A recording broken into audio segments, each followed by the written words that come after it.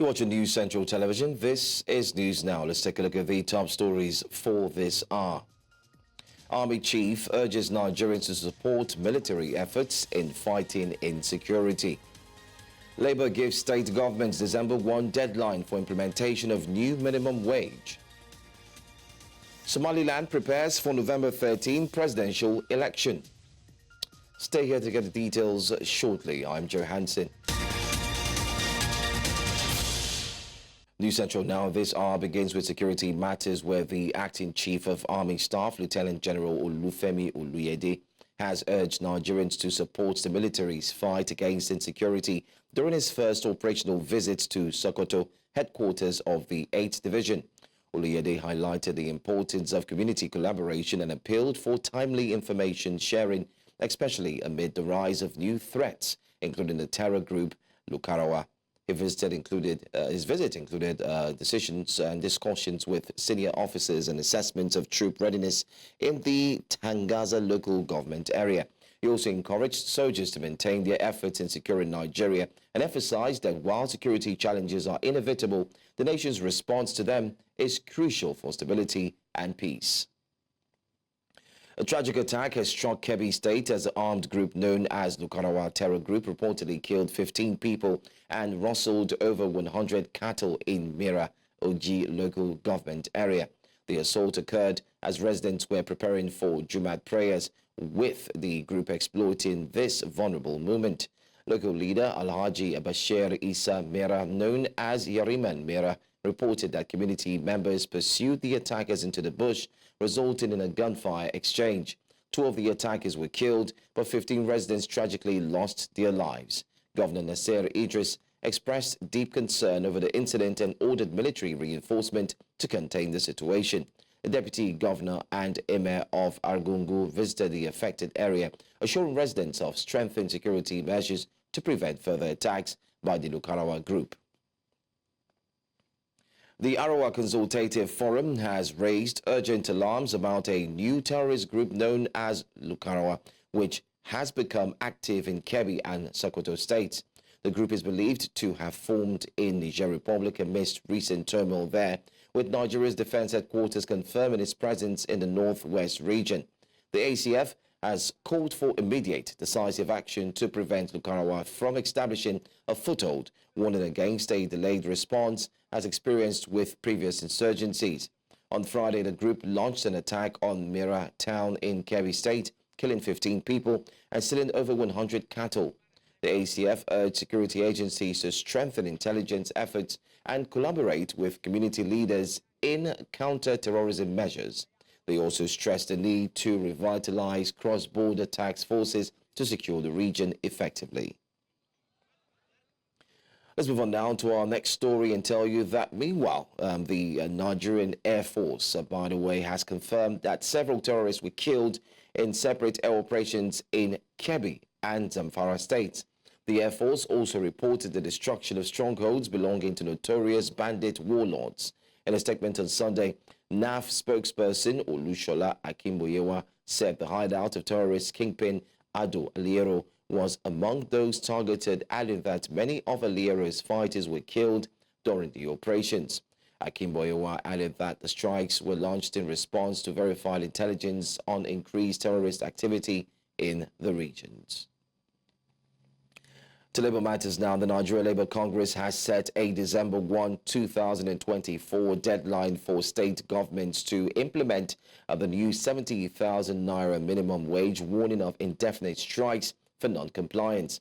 The NLC accuses fuel marketers of inflating petrol prices and contends that current policies are impoverishing Nigerians with rising costs and hunger impacting citizens. In a communique issued on Sunday following its National Executive Council meeting, the NLC called for a review of what it calls anti-people policies, noting a worsening economic hardship across the country. In July 2024, President Bola Ahmed Tinubu approved a wage increase, but the implementation has been inconsistent across states, leaving many workers still waiting for the adjustment. We understand that the estimated cost of landing premium motor spirit has dropped significantly by 20.34%, reaching 971.57 naira per litre over the past 3 months. This decrease in landing costs, which reflects the expenses associated with importing and distributing petrol, suggests some relief from global market fluctuations and supply chain pressures. However, despite this reduction, retail petrol prices in Nigeria have surged by 443 naira or 71.79%, rising from 617 naira per litre on August 1, 2024 to 1,060 naira per litre by the 8th of November 2024.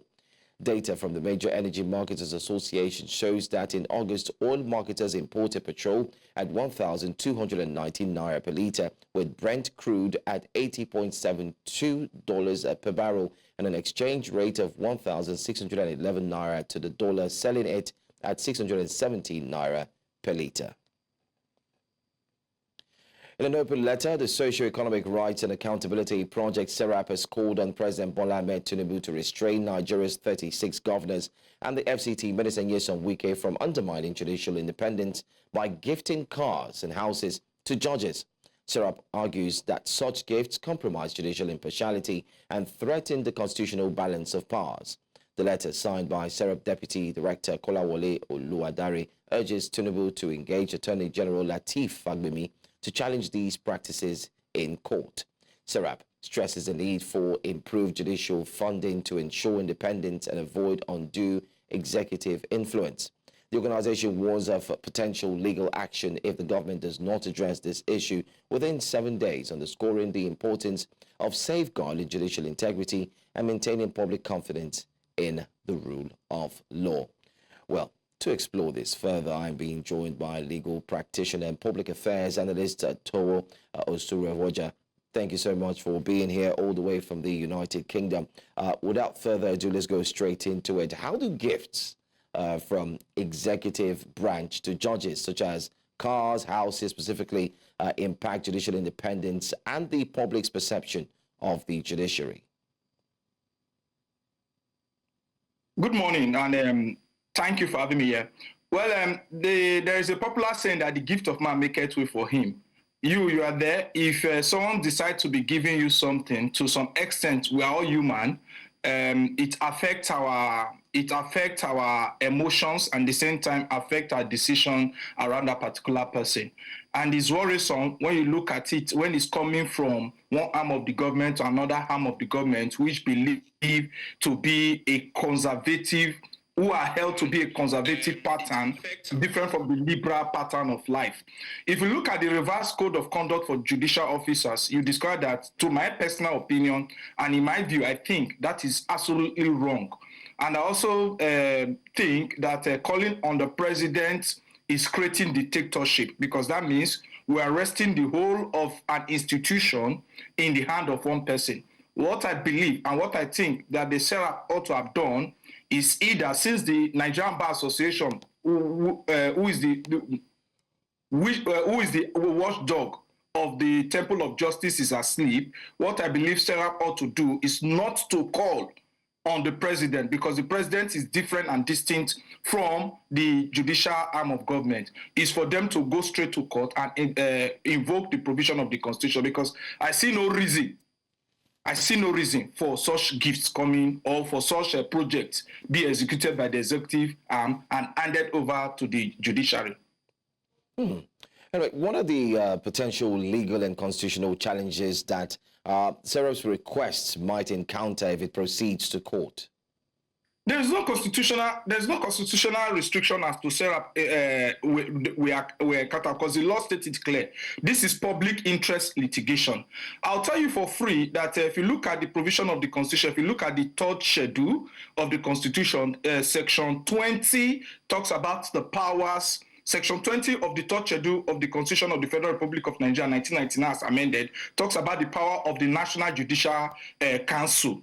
Then if you look at section 21 of the third schedule of the Constitution, talks about the powers of the Judicial Council. And if you look at under paragraph E of that section 21, says that the council has the power to collect money, distribute the money, and also execute capital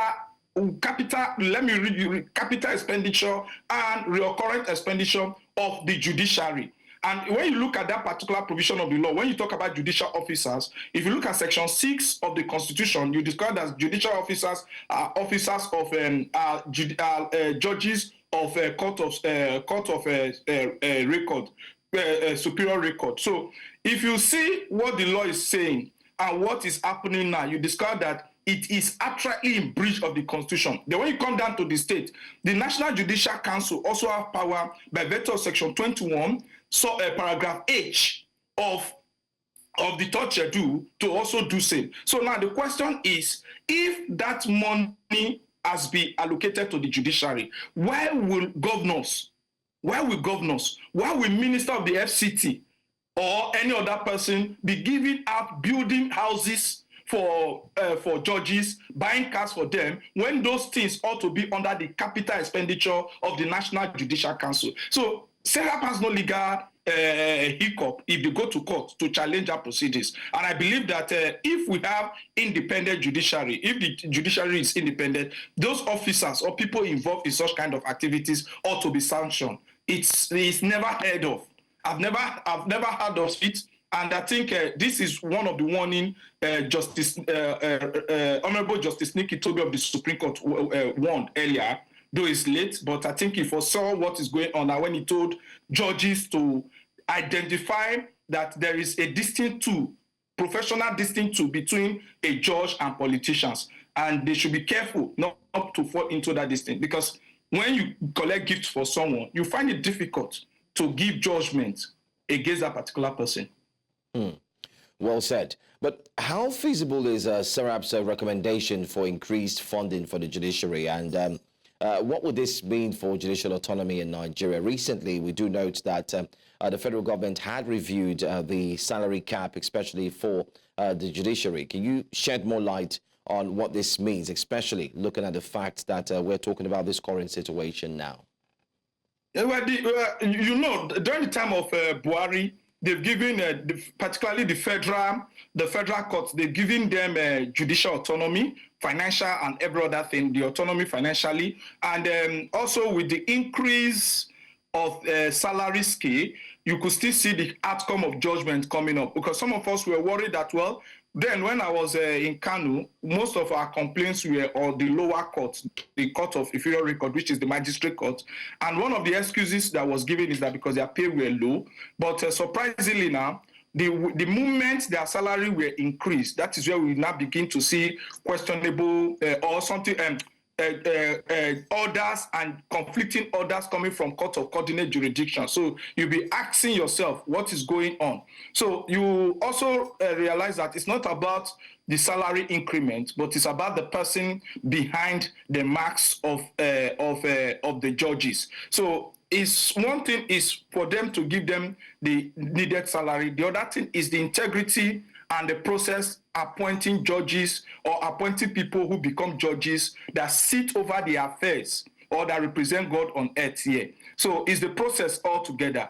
And if you also look at it, I think a justice raised a concern when he said that the process of appointing judges has been adjusted. So increasing salary is one thing, but what about the process? Because if I decide to influence your appointment as a judge and a case is brought before you against me, what will become of that? That is a question you should be asking. So I may decide to even be paying you $1 million, or the public, because it's not me, but the public may decide to be paying you $1 million. But when you know that the process has been compromised for you to become who you are not supposed to be, you will tend to favor the person who made such a process.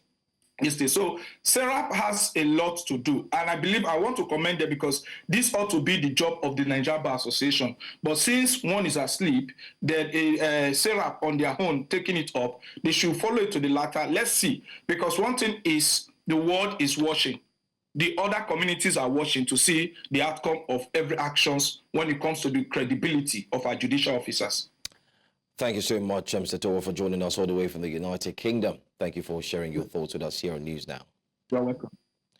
Coming up next, power transmission in Nigeria. TCN calls for action after Lokoja Gwangwalada line vandalism. We have this story and more. Stay with us. Welcome back. Governor Siminalayi Fubara has announced plans to present the 2025 budget to the River State House of Assembly led by Speaker Victor Okojumbo. He emphasized the positive relationship between the executive and legislative branches as seen in a smooth screening of nominees and the prompt passage of executive bills. Fubara made this statement during the Speaker's inauguration of a tertiary scholarship and empowerment program at Akiyama and Agonya communities in Boni local government area. The event also included the commissioning of 2 new community town halls. Moving on now to more stories, let's tell you that with less than 48 hours until the handover in Edo State, Governor-elect Monday Okpebolo has alleged that outgoing Governor Godwin Obaseki has been absent from Benin City since Friday. Through his media aide, God's Power in Igbe, Okpebolo claims that Obaseki left the city in an unmarked bus after reportedly clearing out the government house. Okpebolo dismissed Obaseki's assertion that he was not invited to Tuesday's inauguration, calling it a distraction tactic. He also accused the outgoing governor of avoiding him since the election, thereby obstructing a smooth transition. Okpebolo accused Obaseki of attempting to undermine the election results, which he expects will soon be affirmed by the tribunal. He pledged to reveal any efforts by Obaseki to influence the outcome of the case. A leadership crisis has been identified as a major impediment to achieving a new Nigeria, as envisioned by most Nigerians, which aims to reposition the country in line with its founding fathers' ideals. Issues of this nature dominated discussions at the Obedient Movement's one-day Good Governance Symposium for the Southeast, held at All Saints Cathedral Auditorium in Onitsha, Anambra State. News Central correspondent Austin Azu tells us more. Movement backed by support groups from the 5 southeast states assembled at the All Saints Cathedral Auditorium in Onitsha, Anambra State for a one-day symposium with the theme Repositioning the Obedient Movement for Greater Impact. The focus is on strengthening and repositioning the movement, enhancing its impact and strategic development in anticipation of Nigeria's forthcoming general elections. We are here because every single person in this hall is here because we believe that a new Nigeria is possible. Professor Patu Tomin, leader of the Obedient Movement and convener of the National Consultative Front, presented a keynote address virtually. This address was part of strategic discussions on leadership, accountability and good governance with other thought leaders, policymakers and movement members.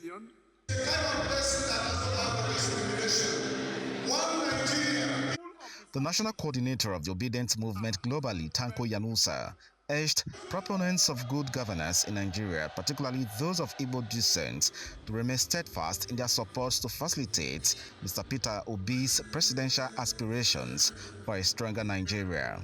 The people in the north have been so disappointed with this particular government because what they thought is going to be the Muslim ticket did not favor them. Neither did it bring food on their table.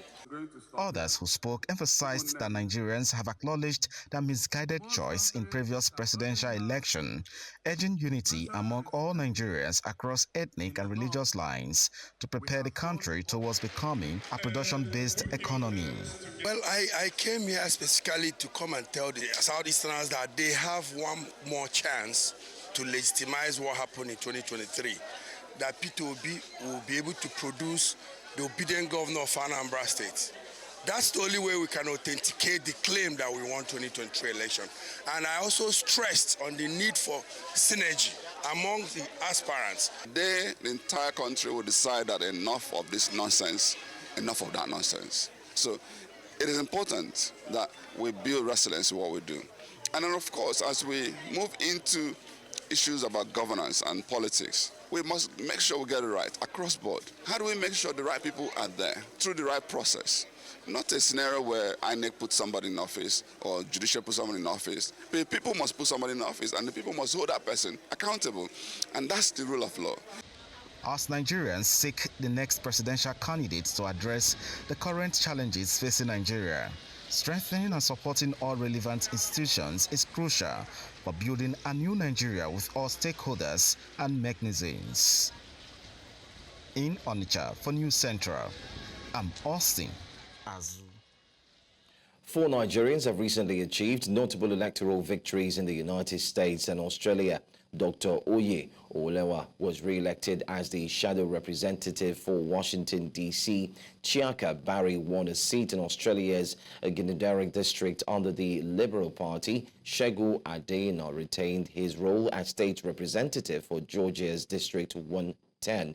And Yemi Mobolade made history as the first black mayor of Colorado Springs. In a congratulatory message, NIDCOM chair Abike Dabiri Erewa commended their achievements and commitment to public service in their adopted countries. She encouraged them to uphold their resilience and dedication and offered prayers for their continued success in their roles. Each brings a unique background in law, IT, healthcare, and business, making valuable contributions to their communities internationally. Let's now talk election matters. The Nigeria Security and Civil Defense Corps has announced the deployment of 6,000 officers to ensure security across Ondo State ahead of the November 16, 2024 governorship election. The Commandant General of the NSCDC, Dr. Ahmed Audi, disclosed this in a press release signed by the Corps spokesperson, Babawale Afolabi, on Sunday. Audi emphasized the Corps' commitment to providing comprehensive security before, during, and after the poll. He explained that personnel would be drawn from Ondo and neighboring states, including Ekiti, Ogun, Oyo, Osun, Lagos, Edo, and Delta. To the power sector now, the Transmission Company of Nigeria has reported another incident of vandalism, this time targeting the 330 kV Lokoja-Gwangwalada transmission line. This follows the previous attack on the 330 kV Shiroro-Kaduna lines, which left parts of Nigeria without power. TCN said the recent incident occurred in the early hours of November 9, with transmission towers T306 and T307 and T308 vandalized, leading to a power disruption. Engineers attempted to restore the line, but efforts failed, prompting TCN to send patrol teams who confirmed the damage. TCN expressed serious concerns about the growing frequency of such attacks, which significantly impacts the nation's already fragile power infrastructure.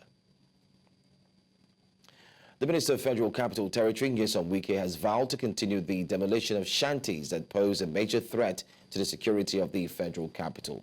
Wike made this known during an unscheduled visit to Ruga community, located along the busy airport road in the FCT, which was recently demolished by officers of the FCT Development Control.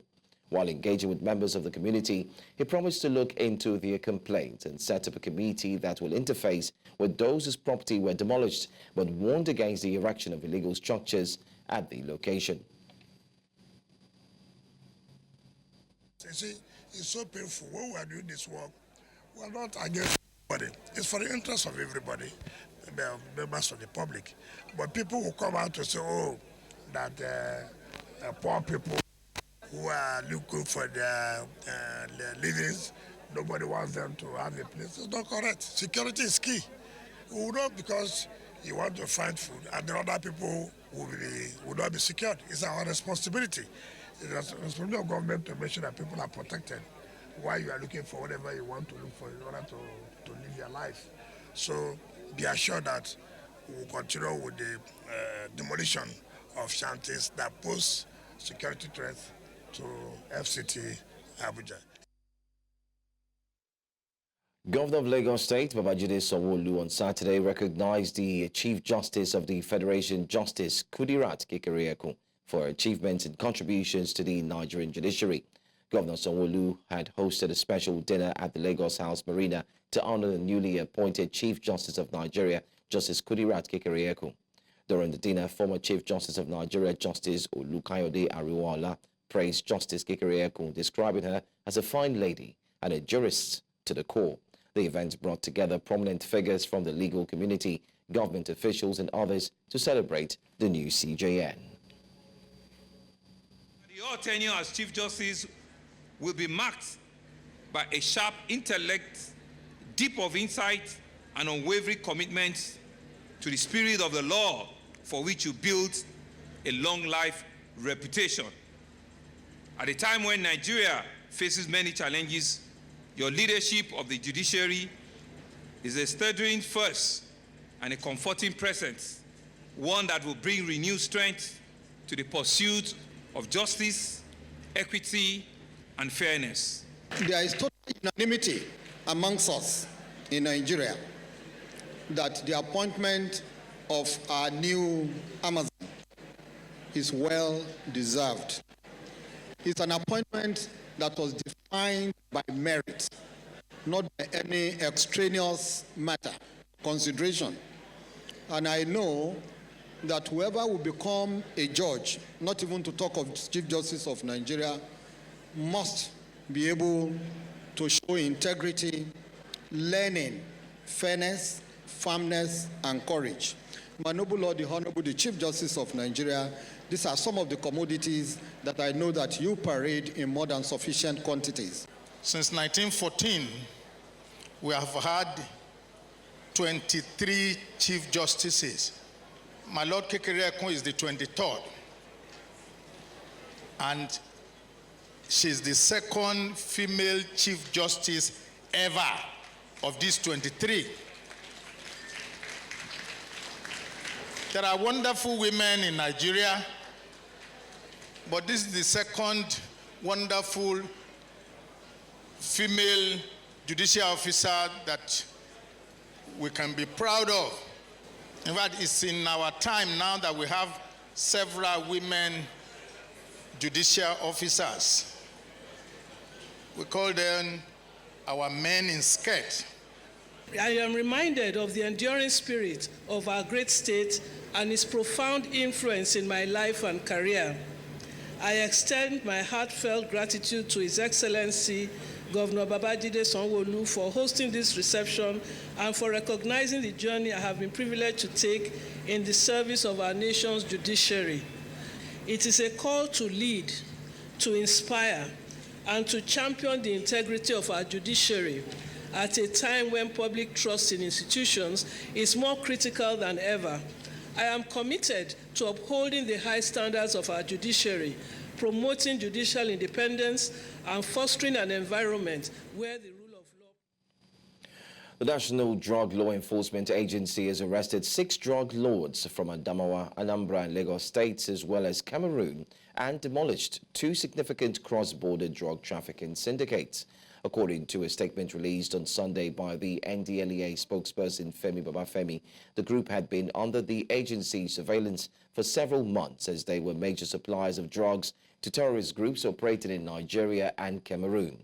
Ibrahim Bawuro, Najib Ibrahim, Ibrahim Umar, Nelson Anayo, Eze Martin, and Adejumo Ishola are among the syndicate leaders who have been detained.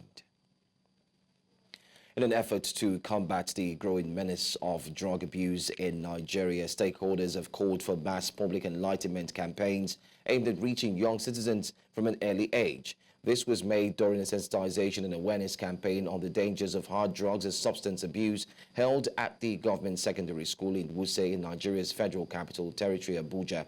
Our correspondent Joshua Imarayi brings us more details in this report.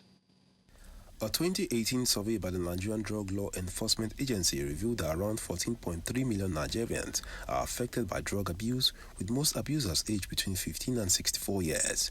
The agency also noted a growing number of women involved in substance abuse. In response to this alarming trend, the National Coordinator of the Youth Volunteer Society of Nigeria, during a sensitization and awareness campaign on the dangers of drug abuse in Abuja, called on stakeholders at all levels to unite in the fight against the growing trend, which he referred to as the cancer of drug abuse. The pathetic situation of hard drugs and substance abuse is alarming.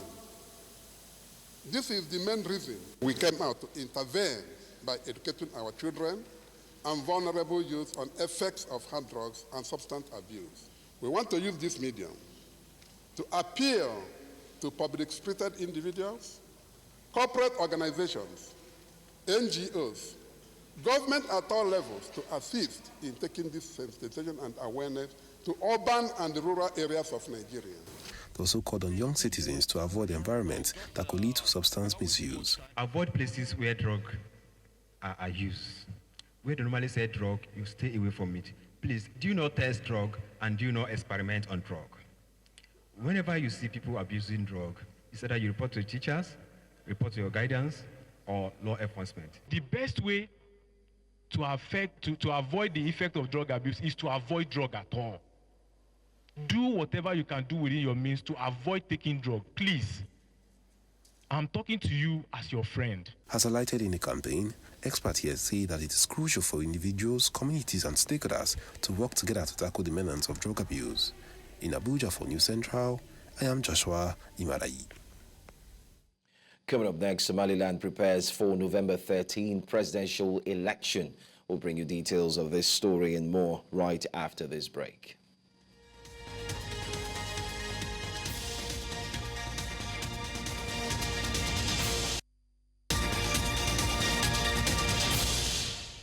The news continues in Central Africa, where officials on Sunday said numerous Chad troops have been killed in a clash with jihadists in the Lake Chad region, the latest such incidents in the Central African nation.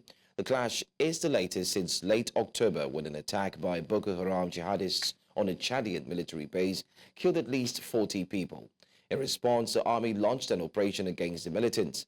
In a statement, the Army Chief of Staff said on Saturday that there was a clash during day, and after several hours, numerous terrorist elements were neutralized and that a toll would be published later. Rescue workers have recovered 12 bodies following 2 devastating landslides that buried a road in the west of Cameroon. According to Quest Region Governor Augustine Awafunka, the likelihood of finding survivors has diminished, though he confirmed that the search for additional bodies is still underway, with dozens more people reported missing. The landslide struck the Shang Cliff Road on Tuesday, with the second slide occurring as emergency workers attempted to clear the route using heavy machinery. Cameroon's roads are notoriously hazardous. Recent World Health Organization data shows the country records nearly 3,000 traffic-related fatalities annually, translating to more than 10 deaths per 100,000 inhabitants. Just 2 months ago, a tragic accident in the same region saw a tractor-trailer plunge off a cliff near Shang, resulting in 8 deaths and 62 injuries, including children. In Mauritius, voters turned out early on Sunday to cast their ballots in a tightly contested parliamentary election, with a strong police presence at polling stations amid opposition warnings about potential fraud. The election comes on the heels of a historic agreement in which Britain ceded sovereignty of the Chagos Islands to Mauritius, marking a major milestone after decades of dispute. Prime Minister Pravind Jugnauth, who had anticipated a boost from the Chagos deal, faced a setback when leaked recordings of politicians, diplomats and journalists emerged online last month, sparking a political scandal. In response, authorities initially imposed a social media blackouts to limit the fallout, but were forced to reverse the decision after facing intense backlash from opposition parties and the press. The incident has fueled concerns over what some critics describe as a decline in Mauritius' long-standing democratic values and civil liberties. Let's move on now and head to east of the continent as Somaliland's presidential election nears. Vibrant campaign rallies sweep the breakaway region of Somalia. Cities from Burama to Higisia wash in party colours, green and yellow for President Musabihi's Kulmiye party, orange for Wadani, and dark green for the Social Justice Party. The election set for Wednesday marks a direct vote in Somaliland, which declared independence from Somalia in 1991, but remains unrecognized. Tensions are high, with Mogadishu over a maritime deal between Somaliland and Ethiopia intensifying the region's push for sovereignty. Bihi, in power since 2017, faces strong competition from Wadani's Abdi Rahman Mohammed Abdullahi and Social Justice's Faisal Ali Warabi. Somaliland's multi-party democracy is a source of pride for its 6 million residents seeking international recognition.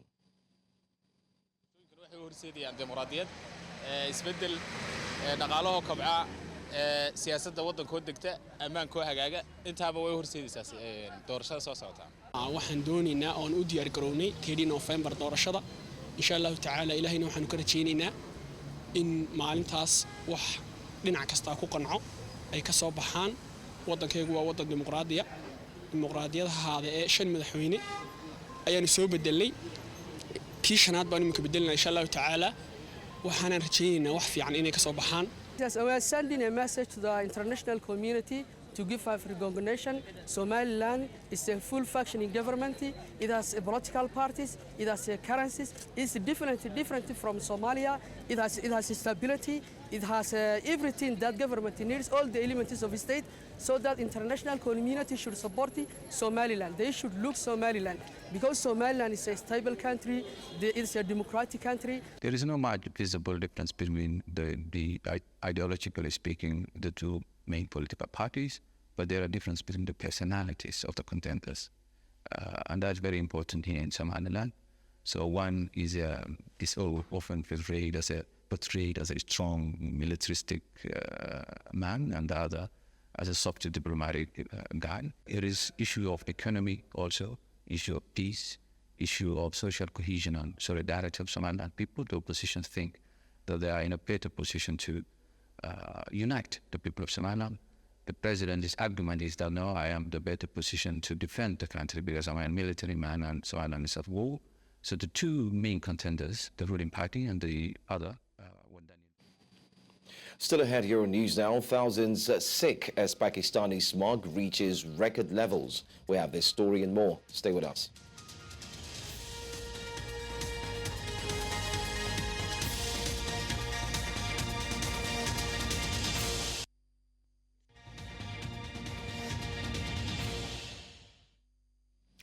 Welcome back.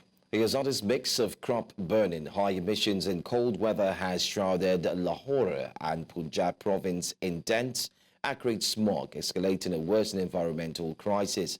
In recent years, this issue has intensified and now pollution levels in Lahore, often ranked among the world's most polluted cities, have reached unprecedented highs. The International Air Quality Index considers values above 300 hazardous. Yet Pakistan has frequently exceeded 1,000, marking a severe public health emergency. The World Health Organization warns that this extreme air pollution heightens the risk of strokes, heart disease, lung cancer, and other respiratory illnesses.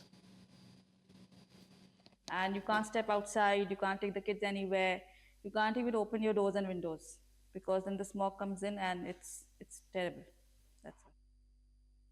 और there are things जो हैं इसके लिए options हैं to इसको tone down किया जाए smoke को एटलीस्ट घर के अंदर लेकिन अगेन देयर एयर प्यूरिफायर्स हैं इट्स नॉट एन एवरीडे चीज नहीं है for everyone to be able to buy it it's an expensive proposition हर बंदा अफोर्ड नहीं कर सकता और घरों के अंदर नहीं है हर एक के पास हमारे पास भी नहीं है ये स्मोक तो अभी इन 2-3 सालों में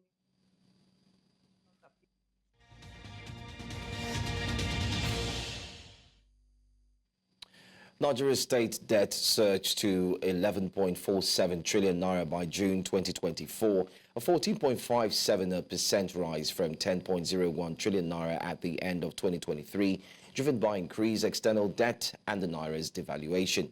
According to the Debt Management Office, external debt for states and federal capital territory increased from $4.61 billion to $4.89 billion, a 6.14% hike, while the naira has dropped from 899.39 naira to a dollar in December 2023 to 1,470.19 naira to a dollar in June 2024, caused the naira valuation of foreign debt to soar 73.46%.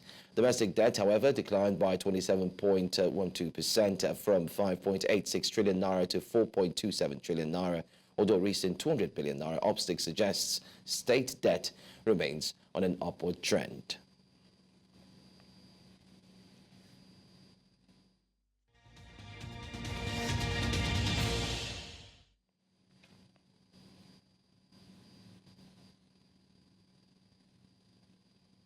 In the world of sports, Nigeria and Iraq dominated the 2024 Lagos Para Table Tennis Open, claiming 6 gold medals each at the event, which took place at the Molade Okoya Thomas Hall Teslim Balogun Stadium in Lagos. The 3-day ITTF Factor 20 tournament featured players from the United Kingdom, Iraq, Iran, Cameroon, Togo, Benin Republic, Ivory Coast, and Nigeria in both singles and doubles events. Despite Nigeria's strong performance throughout the tournament, the final day saw the visiting Iraqi team take center stage with Montadha Al-Saraji's thrilling 3-2 victory over Paris 2024 Paralympic Games bronze medalist Isao Ogokule in the men's singles class 3-4 final. Let's bring to you another update, this time in football. Kennedy Boboye has announced his resignation as head coach of Nigeria Premier League football side Sunshine Stars. The decision was made official following Sunday's league's match against Heartland, where the winner Wales fell 1-0 to Emmanuel Amunike's men at the Dan Anyam Stadium. The two-time Nigerian top-flight winning coach stated that the decision was driven by continuous interference from club management, which has greatly impeded his ability to achieve his goals. After his first stint with Sunshine Stars in 2015, Boboye went on to achieve notable success, leading Plateau United and Akwa United to NPFL titles. Still staying in football, La Liga leaders Barcelona fell to a 1-0 defeat at Real Sociedad on Sunday as they had a Robert Lewandowski goal disallowed. Geraldo Becker's 33rd-minute goal consigned the Catalan Giants to their second league defeat of the season, leaving Hansi Flick's side 6 points clear of second-place Real Madrid, having played an extra match. Despite scoring 40 goals in their first 12 league matches, Barcelona were unable to find a net or even create any significant danger in the final stages of the game. Yannick Sinner got his first bid for a first ATP Finals title underway with a 6-3, 6-4 win over Alex de Minaur on Sunday as former champion Daniil Medvedev lost his head during his defeat to Taylor Fritz. Italian Sinner delighted supporters in Turin with a comfortable win over finals debutant de Minaur to move his first in the group. The world number one, who hadn't played since winning the Shanghai Masters last month, only had one brief scare when his serve was broken early in the first set. He recovered to rattle off 4 straight games and take the opening set to 5-2 before closing it out with his first set point. Sinner, who lost last year's final to Novak Djokovic, now tops the world rankings after a stunning season in which he claimed the Australian and US Opens. And that's all the news we have for you for this hour. But before we go, let's take another look at some of the top stories so far. Army chief urges Nigerians to support military efforts in fighting insecurity. Labour gives state governments December 1 deadline for implementation of new minimum wage. We also told you that Somaliland prepares for November 13 presidential elections. You can watch News Central live on DSTV, channel 422, Star Times 274, Open Havens Prime. You can also watch News Central on Limex, Avo TV, YouTube, and also stream live on Facebook. 10 a.m. we have more for you, so do well to stick around. I'm Joe Hanson. Good morning.